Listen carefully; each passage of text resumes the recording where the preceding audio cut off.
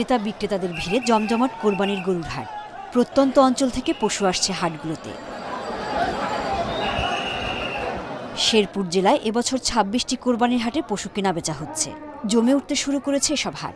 চলছে দর কষাকষি ও বেচাকেনা। তবে সময় থাকায় দাম ছাড়ছেন না বিক্রেতারা।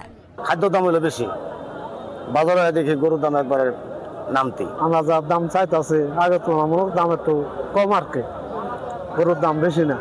গোপালগঞ্জে এবছর স্থায়ী অস্থায়ী মিলে ১৫টি হাট বসলেও ক্রেতা কম।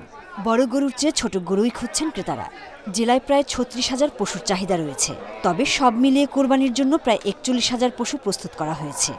দাম দর হচ্ছে কম বেশি, সব দাম তো আর বলা যায় না। ৬০, ৭০, ৭৫ দাম হচ্ছে। আমরা প্রতি বছরই গরু নিয়ে আসি, একটা দুইটা করে নিয়ে আসি। বরিশাল বিভাগে কোরবানির জন্য প্রস্তুত রয়েছে ৪ লাখ পশু। প্রাণী সম্পদ অধিদপ্তর জানিয়েছে রোগাক্রান্ত কোনো প্রাণীকে হাটে রাখা হবে না। আমাদের ভেটেরিনারি মেডিকেল টিম কাজ করবে।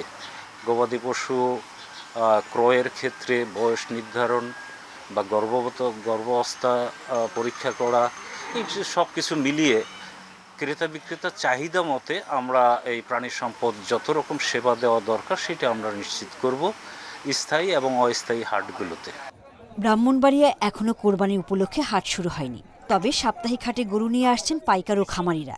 জেলায় পশু কেনা বেচা হবে শতাধিক হাটে।